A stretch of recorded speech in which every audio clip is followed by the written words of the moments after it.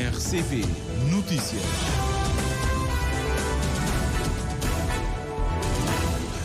Sete horas em Cabo Verde, tempo para informação no primeiro jornal, edição e apresentação de Carciana Lima, técnica de Agnes Brito. Bom dia. Bom dia, sejam então muito bem-vindos ao primeiro jornal para este dia 31 de agosto. O Orçamento do Estado para o ano económico de 2025 prevê um aumento do salário mínimo de 15 para 17 mil escudos, um aumento que representa mais de 2 milhões de contos aos cofres do Estado. Este é um dos resultados alcançados durante o encontro do Conselho de Concertação Social, que teve lugar no final da tarde de ontem, em que os sindicatos, bem como o patronato, dizem ter saído satisfeitos com a discussão das diretrizes do Orçamento do Estado para 2025. Maria José Macedo. A UNTCCS, na voz da sua secretária-geral Joaquina Almeida, diz ter saído satisfeita com a proposta de aumento de salário mínimo de 15 para 17 mil escudos. Entretanto, frisa a secretária-geral, o sindicato continuará a exigir mais aumentos, tendo em conta a subida dos bens da primeira necessidade e a reivindicação da parte dos trabalhadores cabo-verdianos por melhores salários. Se analisarmos de onde começamos e onde estamos hoje, satisfaz. Porquê? Porque viemos de 11, 14, 15 e agora 17. Então satisfaz. Mas atenção, já para o próximo ano vamos querer outro aumento, porque há uma dinâmica, as coisas não param de subir. Os bens da primeira necessidade não param de subir, daí que os trabalhadores estão também todos os dias a reivindicar melhores salários. José Manuel Vaz, da CCSL, disse que importantes acordos foram alcançados nesta reunião do Conselho de Concertação Social e que representam um ganho importante, pois faz a reposição do poder de compra dos trabalhadores cabo-verdianos. Olha, foi uma reunião do Conselho de Concertação Social muito importante, bastante conclusiva, e chegamos aqui a acordos importantes, nomeadamente tem a ver com a questão da reposição do poder de compra dos trabalhadores cabo-verdianos. Chegamos a um acordo de aumento do salário mínimo de 15 para 17 mil escudos, isso quer no setor público, quer no setor privado. Para o patronato, representado por Marcos Rodrigues, presidente da Câmara de Comércio de Sotavento, o aumento do salário mínimo foi suportado graças a um orçamento financiado em 90% pelos impostos pagos pelos cabo-verdianos. O Orçamento de Estado de 2025 é suportado em 90% com o dinheiro do Tesouro / impostos, ou seja, da contribuição dos cabo-verdianos e dos investidores, não é, externos e internos, o que nos dá uma segurança bastante grande de que daqui a poucos anos nós não teremos que depender de doadores internacionais para construirmos o nosso futuro. O Ministro das Finanças, Olavo Correia, afirmou que é necessária a valorização da mão de obra cabo-verdiana e que para isso o Governo está a fazer a melhoria do salário mínimo, bem como a eliminação da precariedade laboral que envolve 5 mil indivíduos na máquina pública. Portanto, o que nós estamos a fazer é uma melhoria substancial do salário mínimo nacional, dando uma indicação que nós temos que valorizar o salário daqueles que trabalham para nós. Em segundo lugar, ao nível do Estado, nós estamos a eliminar toda a situação de precariedade na máquina pública, todos os contratos precários que existiam, que envolvem cerca de 5 mil cabo-verdianos na máquina pública, vão desaparecer. Vocês vão ter vão fazer parte do quadro da administração pública com todos os direitos e obrigações, como é óbvio. Vai desaparecer a precariedade, o que é muito bom. Estamos a falar de 5 mil pessoas, jovens e mulheres, que estavam num quadro de precariedade. Para mim isto tem um grande alcance. Em segundo lugar, estamos a implementar o novo PCFR para a administração pública, que vai aumentar também de forma substancial o salário dos nossos colaboradores. Só para vos dizer que para 2025, só em termos de aumento salarial, a variação líquida é de cerca de 2 milhões de contos, 20 milhões de euros a mais, que vai diretamente para os bolsos dos funcionários públicos. Ainda durante o balanço da reunião do Conselho de Concertação Social, o Ministro das Finanças lembrou que para o país alcançar patamares elevados de desenvolvimento é necessário mais produtividade e melhoria substancial ao nível da prestação do serviço público. O Ministro da Agricultura e Ambiente está de visita à Ilha da Boa Vista. Na tarde e noite de ontem foram apresentados os programas de incentivo que o Ministério tem em curso, assim como a regulamentação da observação das tartarugas marinhas e cetáceos. Os operadores turísticos mostraram-se descontentes com o valor da taxa de observação de 20 euros por turista. Arieta Barros. Após a Ilha do Sal, o Ministério da Agricultura e Ambiente apresentou na Boa Vista a regulamentação da observação das tartarugas marinhas e cetáceos. ONGs, operadores turísticos e instituições para partilha e troca de informações, mas sobretudo para mobilizar o envolvimento dos parceiros à volta da conservação da natureza.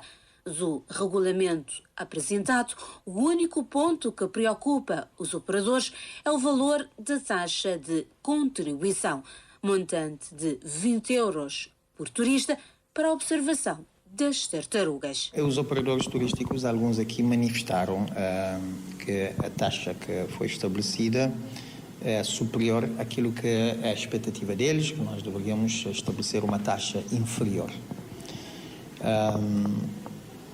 Mas vejamos, nós ouvimos várias partes no estabelecimento das taxas e as taxas, quando nós comparamos as taxas com aquilo que se pratica lá fora, são taxas bem inferiores, quando os turistas são os mesmos que vão para outros sítios.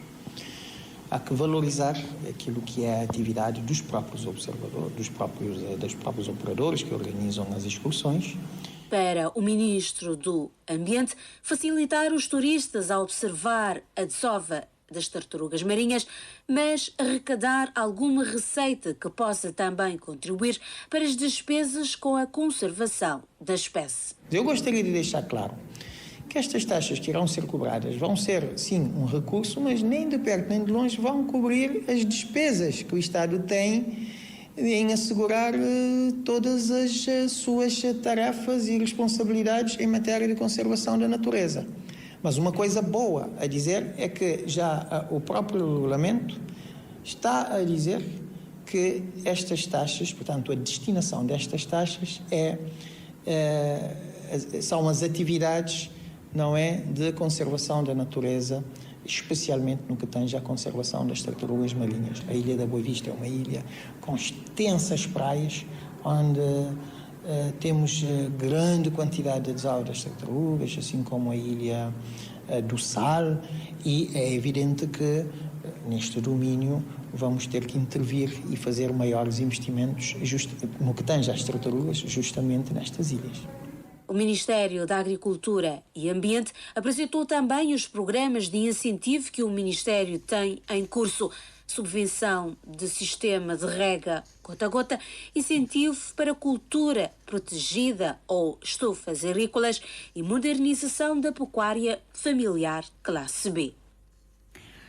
O presidente da Câmara Municipal da Brava, Francisco Tavares, considera adequada a medida do governo em decretar estado de alerta face ao aumento de casos de dengue naquela ilha, assim como fez para as ilhas de Santiago e Fogo, porque diz a situação é preocupante. Sem dúvida que é uma medida assertiva do governo, porque realmente, pelo menos aqui na Brava, pelos dados que tenho e informações que tenho recebido do Sr. Delegado de Saúde, há um crescente de casos de pacientes com dengue na ilha e havendo com um foco inicial na localidade da Furna, mas depois já com pacientes de outras localidades também. É preocupante e nós sabemos que há casos graves de dengue que pode levar a óbito e também quem já experimentou essa experiência desagradável diz e relata que realmente tudo também deve ser feito para evitarmos que se descontrole. Francisco Tavares garante que medidas devem ser tomadas para travar o avanço da dengue e a colaboração da população é fundamental. Ontem à tarde estava prevista a reunião do Conselho do Comitê Municipal da Proteção Civil, que junta várias entidades. Temos a Proteção Civil, a Câmara Municipal, a Delegacia de Saúde, o delegado, a Delegação do Ministério da Agricultura, escolar, a Polícia, a Cruz Vermelha. Iremos reunir para, em conjunto, delinearmos ações na prática, não é? Mas principalmente passa por maior transmissão das informações, solicitando à população que colabore nas medidas subejamente conhecidas e que também passam na televisão nacional, que é principalmente combater os focos do mosquito.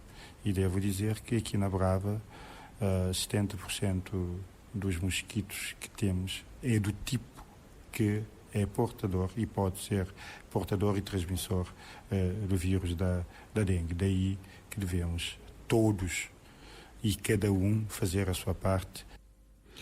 O governo decidiu declarar a situação de alerta de proteção civil nas ilhas de Santiago, Fogo e Brava, em decorrência do aumento dos casos de dengue no país, com maior incidência nessas ilhas. A medida terá uma duração de 3 meses, podendo ser renovada caso a situação não melhore. Segundo a Ministra da Presidência do Conselho de Ministros e dos Assuntos Parlamentares, Janine Lelis, desde o surgimento do primeiro caso de dengue em novembro do ano passado, já foram notificados mais de 2.200 casos confirmados. O presidente do Conselho de Administração da empresa Água e Energia do Maio já reagiu à greve dos trabalhadores agendada para os dias 2, 3 e 4 de setembro. Vital Tavares diz que não há motivos para tal e que os trabalhadores estão sendo induzidos pela secretária-geral da UNTCCS, José Carlos Varela. Os trabalhadores da empresa Águas e Energia do Maio partem para uma greve de 3 dias para exigir o cumprimento da lei e da melhoria das condições de trabalho. A greve inicia no próximo dia 2 de setembro, segunda-feira. Ora, o presidente do Conselho de Administração desta empresa reconhece que não houve consenso na reunião de conciliação entre as partes, contudo que, mesmo assim, não vê razão para greve. Não há razões para greve. Aliás, os trabalhadores souberam da greve depois do sindicato convocarem a greve. Estão todas as horas a perguntar, tem greve, haverá greve? Portanto, nós pensamos que não há razão para greve. Porquê que não há? E a própria Direção-Geral do Trabalho confirma isso. Veja, dos 7 pontos do caderno reivindicativo, todos os pontos cedemos. Cedemos em todos os pontos. Apenas o ponto 2, que nós duvidamos da legalidade, pedimos um tempo para ter a certeza se o ponto 2 tem base legal.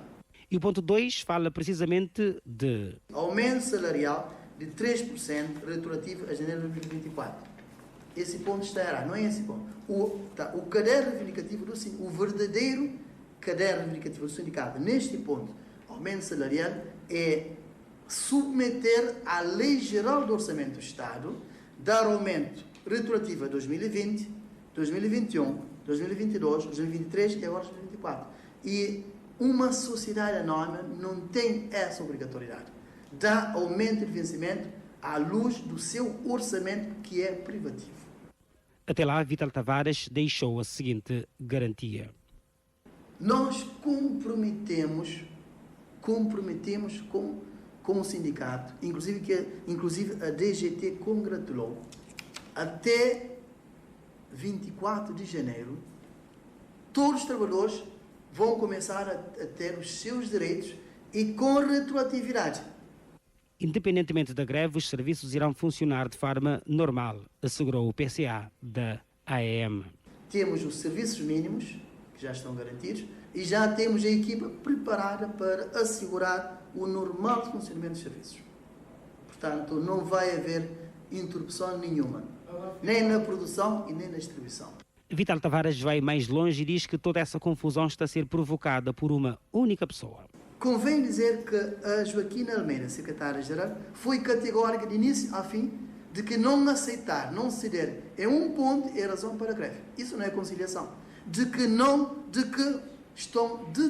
Que a UNTCCS está determinada a greve para provocar danos, prejuízos, para estragar com a festa. Ela foi categórica isso. Era assim o presidente do Conselho de Administração da empresa Águas e Energia do Maio a reagir à greve dos trabalhadores por um período de 3 dias. Interclube da Cidade da Praia renova o título de campeão nacional de voleibol sénior masculino ao derrotar ontem à noite a equipa de Vôlei Clube da Ilha do Sal.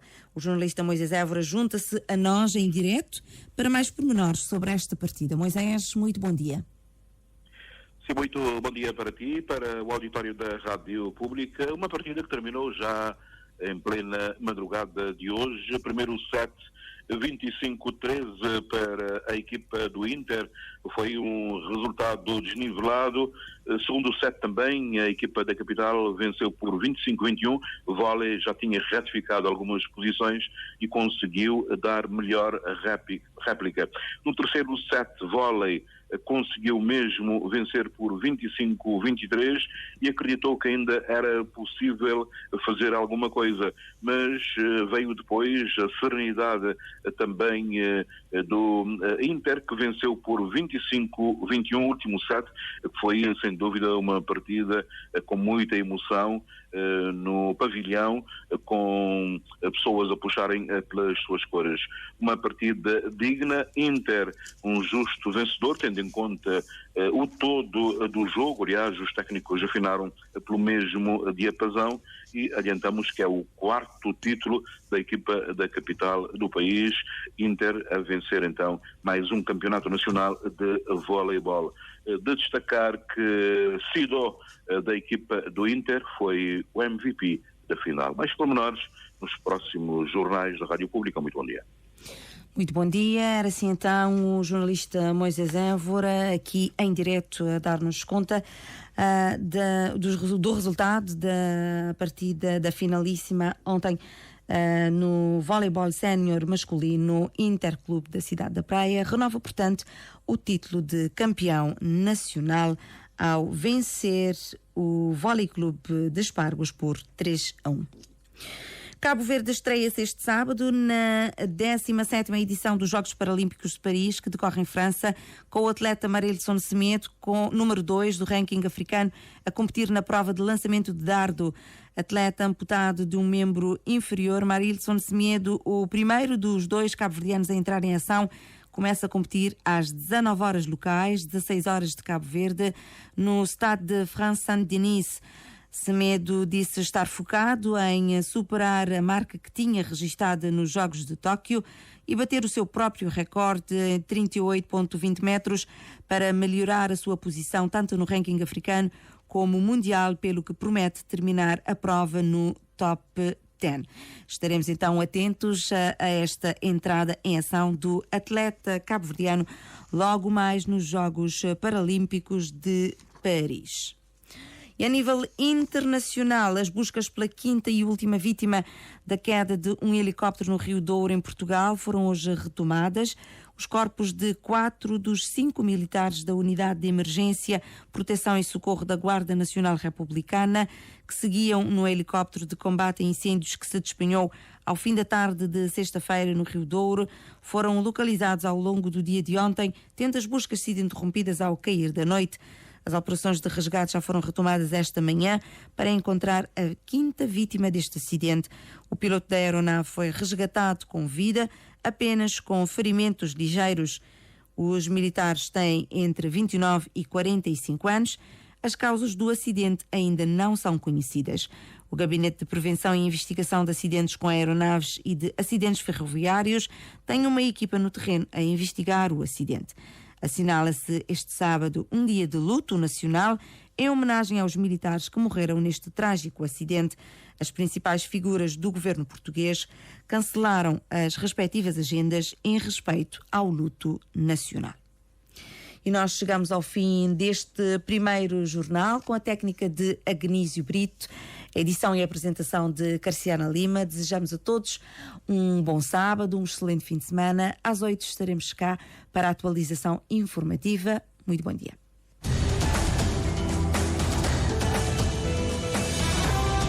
Mais informações em www.rtc.cv e na aplicação RTC Mobile.